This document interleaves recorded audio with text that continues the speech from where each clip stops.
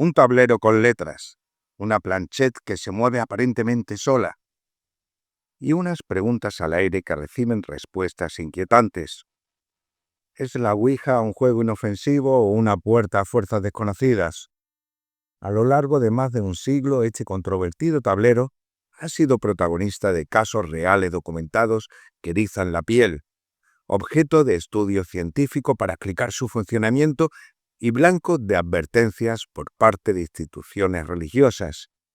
Incluso ahora, en la era digital, la Ouija sigue generando fenómenos virales y testimonios en redes sociales que avivan su leyenda.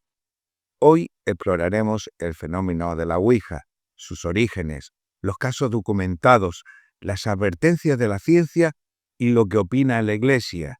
¿Juego de salón o es una puerta hacia lo desconocido?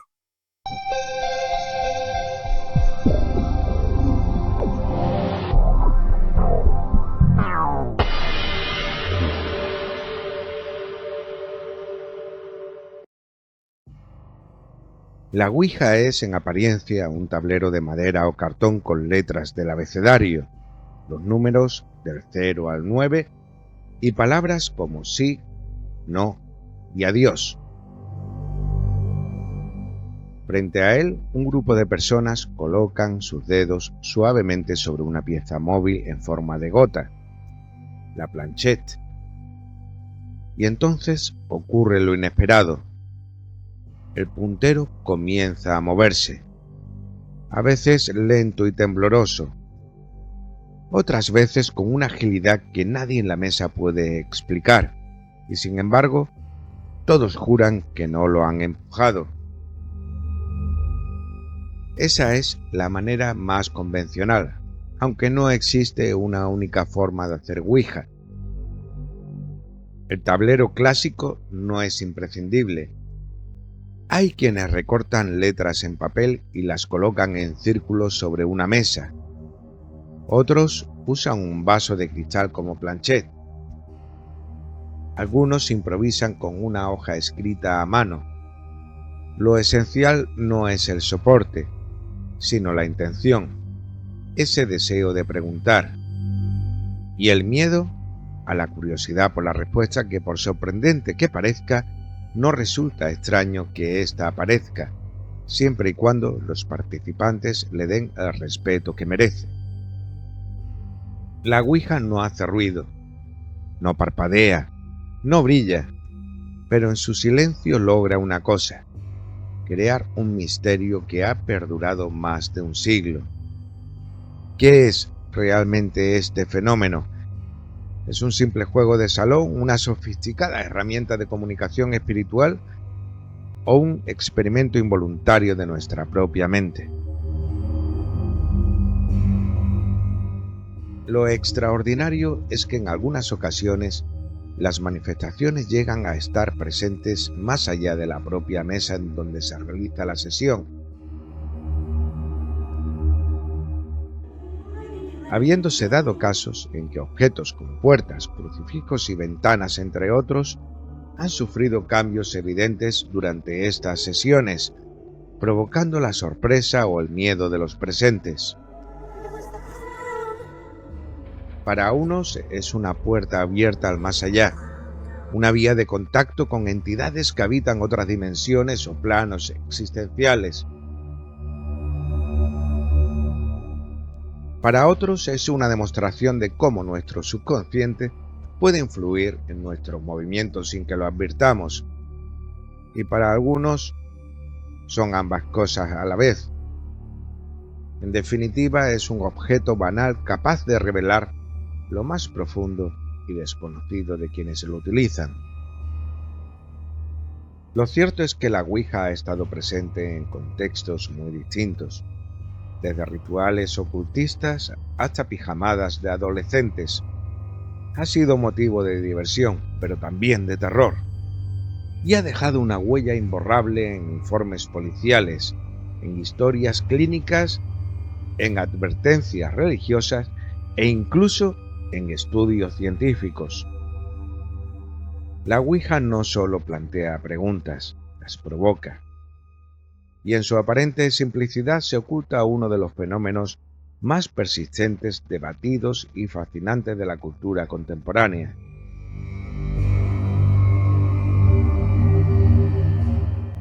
A continuación, vamos a revelar cómo se debe llevar a cabo una sesión formal de Ouija. Un ritual que para muchos no es un juego, sino una puerta hacia lo desconocido. Les advertimos que recomendamos encarecidamente no intentarlo. La Ouija no es un juego.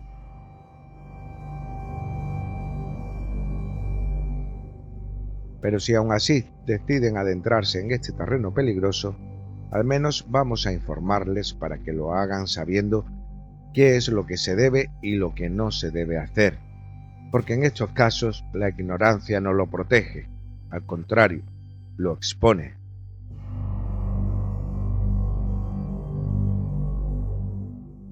Muchos piensan que basta con sentarse, poner los dedos sobre un tablero y comenzar a preguntar.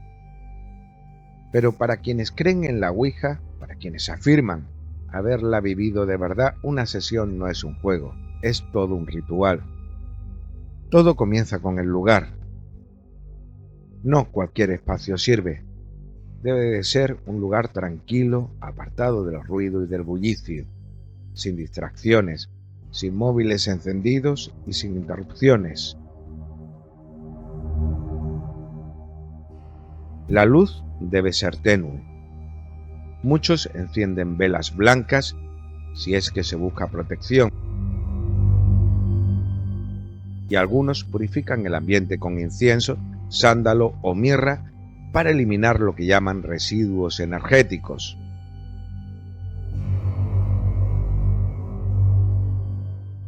Nadie debe estar alterado, drogado, eufórico o incrédulo, no porque la Ouija lo exija, sino porque los que creen aseguran que el tablero responde solo a quienes se acercan con respeto, con intención, con la mente abierta y sin burla. Después tenemos el círculo. Lo ideal es de 2 a 5 personas. Todos deben sentarse alrededor del tablero sin cruzar brazos ni piernas, tocando levemente la planchette o el vaso invertido que se va a usar con la yema de los dedos, sin una presión ni un empuje, apenas un roce.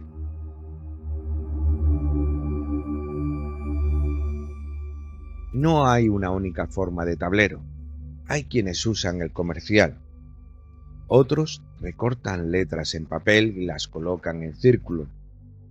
Y hay quienes simplemente escriben sí, no y adiós, una hoja. Pero el principio es siempre el mismo: crear un canal, una vía de comunicación.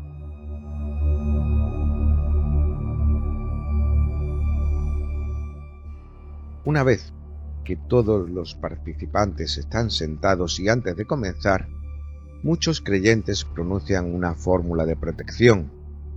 Piden que solo se acerquen entidades de luz, que se comunique solo aquello que no hará daño. Algunos trazan un círculo de sal alrededor del grupo, otros colocan cristales como cuarzo o amatista. Hay quien reza y quienes solo guardan un silencio respetuoso. Y es entonces cuando se pregunta, y esa primera pregunta suele ser simple: ¿hay alguien aquí que desee comunicarse con nosotros? Si la planchette se mueve lentamente hacia el sí, la sesión ha comenzado.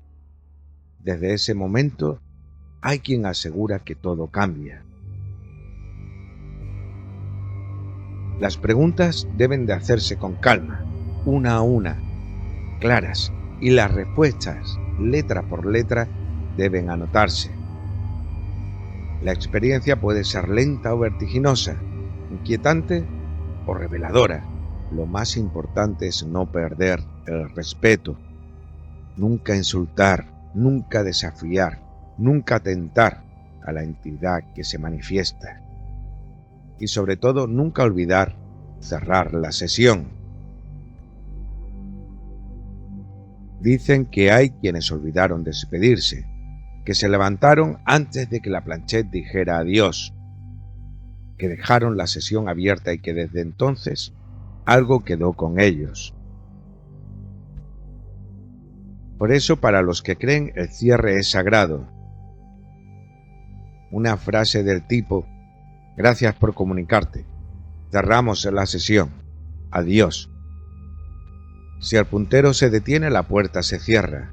Si no, hay que insistir, pero nunca dejarlo incompleto.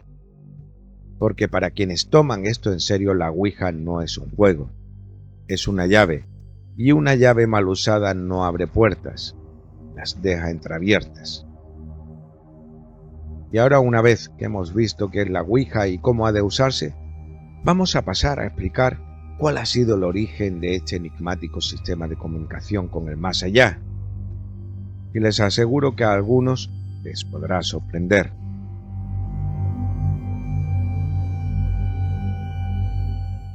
Contrariamente a lo que muchos piensan, la Ouija no es un artefacto milenario ni una antigüedad medieval. La Ouija no nació con el diablo ni en un ritual oscuro. Por sorprendente que parezca, la Ouija nació como un producto comercial.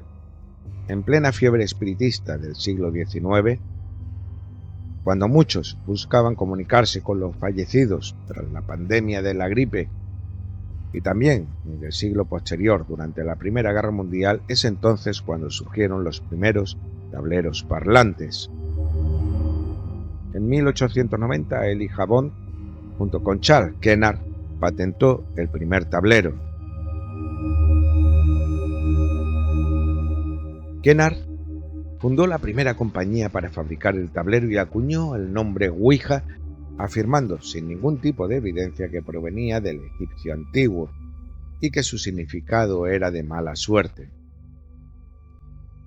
Aunque otros señalan que ese nombre se lo dio la cuñada de Elijah Bond, Helen Peters, que era una médium considerada poderosa y que en una sesión y de forma espontánea el supuesto interlocutor del más allá dio ese nombre de forma espontánea y no como respuesta a ninguna pregunta concreta.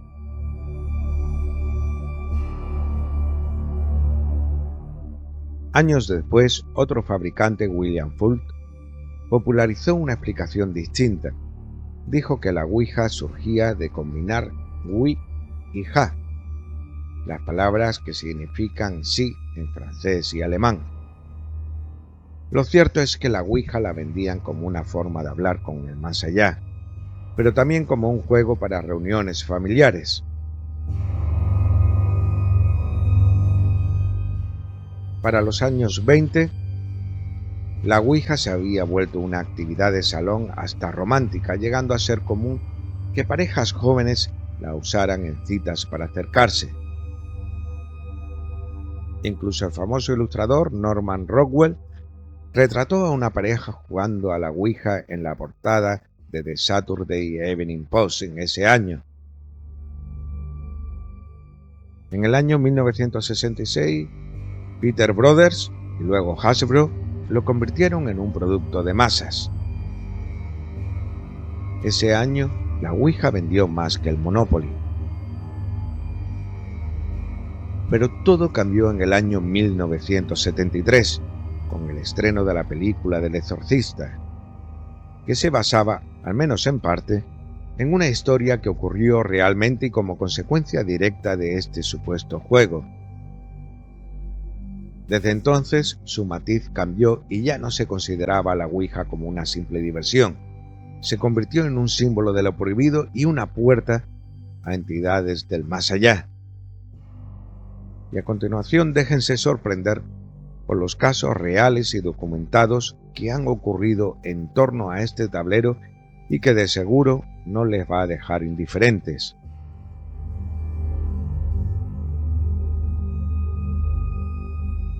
En Estados Unidos, en el año 1949, un niño, Roland Doe, intenta contactar con su tía muerta usando una Ouija.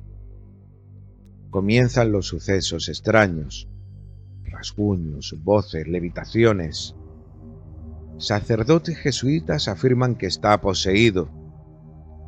lo someten a exorcismos documentados en diarios y testimonios.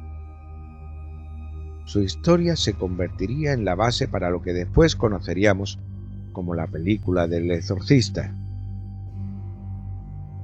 En otro lugar, en México, en 1982, un grupo de jóvenes en la casa de Cañitas realiza una sesión. Lo que comienza como curiosidad termina en tragedia. Uno de los participantes muere. Otros desarrollan síntomas inexplicables. Se habla de un ente encapuchado. La historia queda plasmada en el relato de Carlos Trejo, pero los rumores y los testimonios aún circulan. En España, en el año 1991, Estefanía Gutiérrez, una adolescente de Vallecas, juega a la ouija con unas amigas en el colegio. Quieren contactar con el novio fallecido de una de ellas. El vaso estalla. Un humo negro sale de él. Estefanía lo inhala. Días después comienza a ver sombras. Tiene ataques, convulsiones. Los médicos no encuentran explicación. Y muere en julio de ese año. Lo que sigue es el expediente policial más inquietante de la historia reciente de España. Objetos que se mueven, crucifijos arrancados, retratos quemados espontáneamente. El caso Vallecas aún hoy divide opiniones, pero los informes están ahí y los testigos también. Más recientemente, en Colombia, en el año 2023, 28 estudiantes de secundaria terminan en el hospital tras jugar con la ouija. Desmayos, ataques de pánico, confusión colectiva. Los médicos lo llaman histeria masiva, pero el miedo fue muy real. Estos son solo algunos casos. Existen muchos más y algunos realmente sorprendentes, como en el año 1935, donde unos ancianos, ante una supuesta revelación de la ouija, los llevó a la muerte, o en el año 1978, con el secuestro del político Aldo Moro y su posterior búsqueda. En una sesión ouija, y ante la pregunta de dónde se encontraba el político secuestrado, apareció el nombre de Gradoli. Desgraciadamente, la policía buscó en el pueblo italiano con ese mismo nombre, cuando el misterioso mensaje parecía haber hecho referencia a la Vía Gradoli, en la ciudad de Roma, donde efectivamente se comprobó que había estado oculto Aldo Moro. Y hay más. Predicciones cumplidas, sesiones que terminan en violencia, informes judiciales anulados por jurados que usaron el tablero para consultar el veredicto. La ouija ha dejado huella, a veces literalmente. ¿Pero qué dicen que hay detrás aquellas personas que creen en esta forma de comunicación con el más allá? Aunque a ustedes les pueda sorprender, la propia Iglesia Católica, entre otras religiones, se han pronunciado y han manifestado su opinión con respecto a este fenómeno. A continuación vamos a adentrarnos en estas no menos perturbadoras explicaciones y advertencias.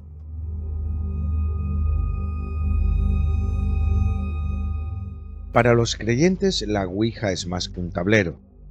Es un canal de comunicación entre el mundo físico y el plano espiritual.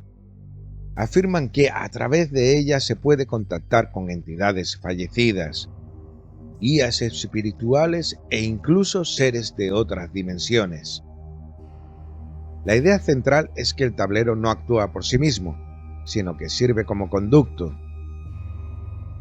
El planchet o el vaso, que se usa en algunos tipos de variantes para este medio de comunicación, no se mueve solo por el impulso humano, sino por la influencia de una inteligencia externa que se manifiesta a través de los movimientos involuntarios de quienes participan.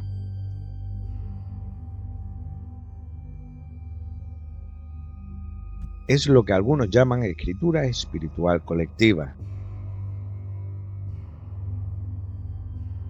En el ámbito esotérico se habla de vibraciones, energías y frecuencias que se abren durante la sesión. Algunos medios aseguran que la Ouija funciona como una antena que captan a las entidades que buscan comunicarse con los seres de este mundo, pero también pueden atraer presencias negativas si no se toman las precauciones adecuadas.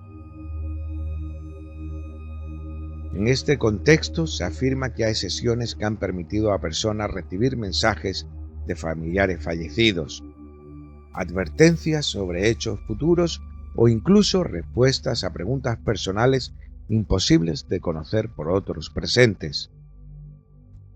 Pero junto a estas experiencias positivas hay una constante advertencia: la Ouija es impredecible. Una herramienta poderosa, sí, pero peligrosa si se usa sin conocimiento. La Iglesia Católica ha sido clara y reiterativa en su postura. La Ouija no es un juego inocente. Según el Catecismo, el espiritismo, entendido como la invocación de almas o entidades, está expresamente prohibido. Diversos exorcistas reconocidos por la Iglesia, como el padre José Antonio Fortea y el padre Antonio María Rejano, han advertido públicamente sobre los peligros del tablero. En declaraciones ofrecidas por prensa y medios especializados, han descrito casos de personas que acudieron a exorcismo tras experiencias traumáticas con la Ouija. El padre Rejano afirmó: hay personas que han jugado con la Ouija una sola vez, por curiosidad, y después de esa experiencia no volvieron a ser las mismas. La sesión se convirtió en una puerta de entrada para lo que llamamos opresión espiritual, o en casos extremos, posesión. Además, ha insistido en que no todas las consecuencias son inmediatas. Algunas personas, dice, sufren alteraciones a largo plazo, como pensamientos obsesivos, visiones, ataques nocturnos o comportamientos erráticos que no pueden explicar. Para la doctrina católica, los demonios pueden disfrazarse de espíritus amistosos, incluso de seres queridos, con el único fin de engañar al ser humano, debilitar su voluntad y generar una apertura al mal. En el ámbito evangélico, la Ouija se considera una forma de ocultismo abierta y peligrosa. Pastores de diversas denominaciones han citado pasajes bíblicos como Deuteronomio 18, 10:12 y Levítico 19:31, donde se condena explícitamente el contacto con adivinos, médiums o espíritus. Para los cristianos evangélicos, toda práctica que implique buscar conocimiento espiritual fuera de Dios es una transgresión grave. Afirman que quienes participan en sesiones de Ouija, incluso por curiosidad, están entregando parte de su voluntad a entidades que no comprenden y por tanto se exponen a una influencia demoníaca real.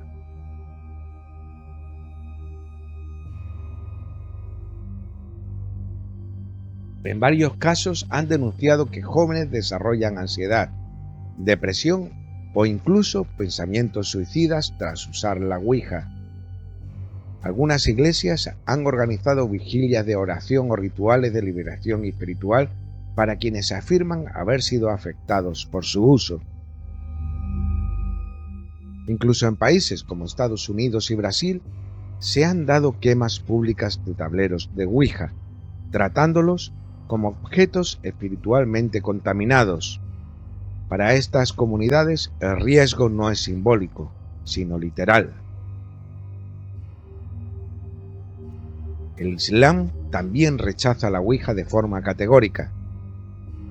Según estudiosos y líderes religiosos, el tablero se considera una herramienta haram, que quiere decir prohibida, porque implica invocar y relacionarse con los jinn, entidades espirituales que, según el Corán, viven en un plano paralelo al de los humanos.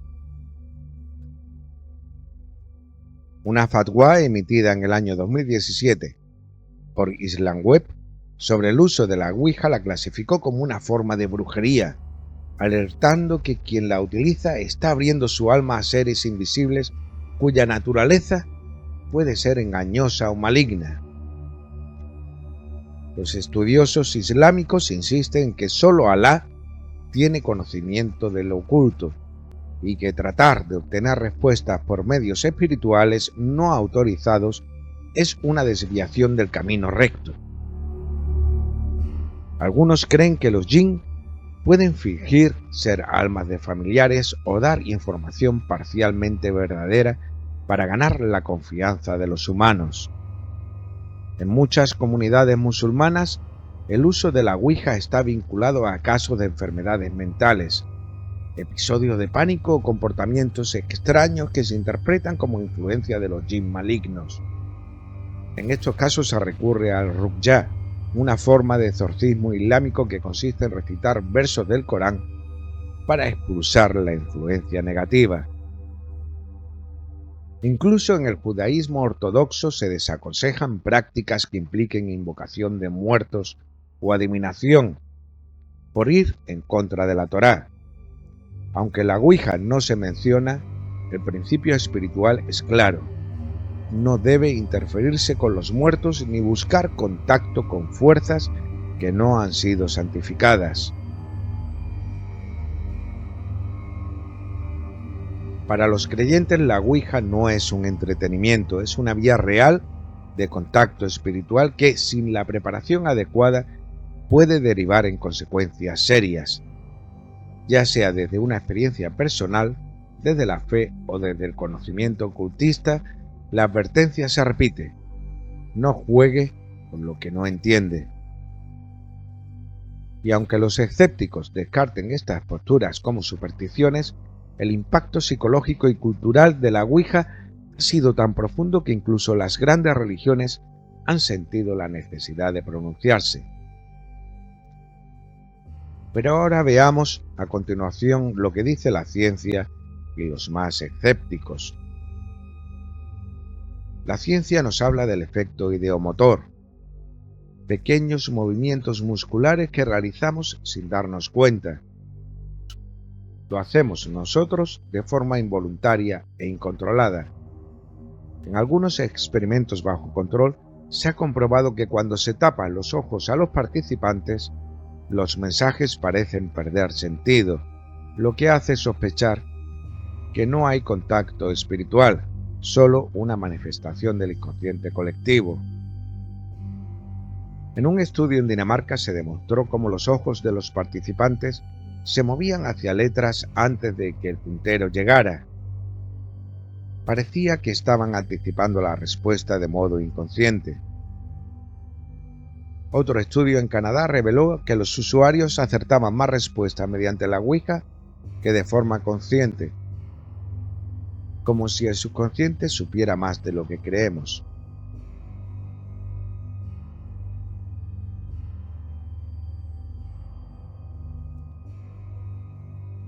Sea como fuere, la Ouija existe, está ahí, y de una forma misteriosa nos atrae a pesar del peligro que supone adentrarse en ella. Rodeada de misterios y de respuestas enigmáticas a través de la cual se manifiestan seres del más allá. Puede que se manifiesten seres que solo habitan en nuestro interior. ¿Usted qué cree?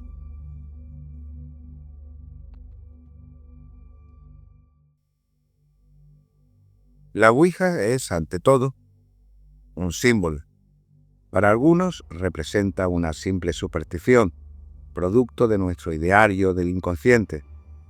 Para otros es un umbral, un portal hacia lo desconocido.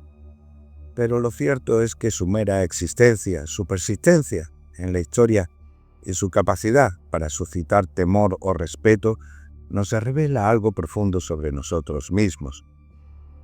En esencia, somos criaturas curiosas que buscan respuestas en cualquier ámbito o lugar. Y cuando la ciencia no es suficiente o cuando la lógica no llena todos los vacíos, acudimos más allá de ellas, acudimos al misterio.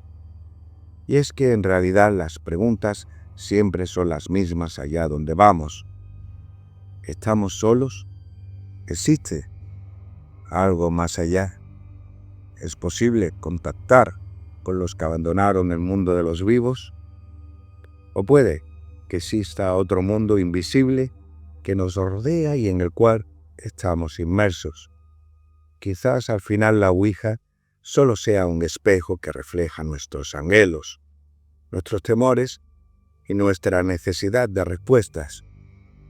Pero si hay algo que nos enseña es que incluso lo más simple, como un trozo de cartón y unas letras, pueden convertirse en un vehículo hacia lo inexplicable. Y eso, en sí mismo, ya es motivo para tomarse la Ouija en serio. Ahora y como siempre, les corresponde a ustedes sacar sus propias conclusiones. Si este programa les ha gustado, les pediría que lo compartan. Se suscriban al canal si es que aún no lo han hecho, que activen la campanita para ser notificados cada vez que subamos un nuevo vídeo. Y nos vemos en el próximo programa, si es que ustedes así lo desean.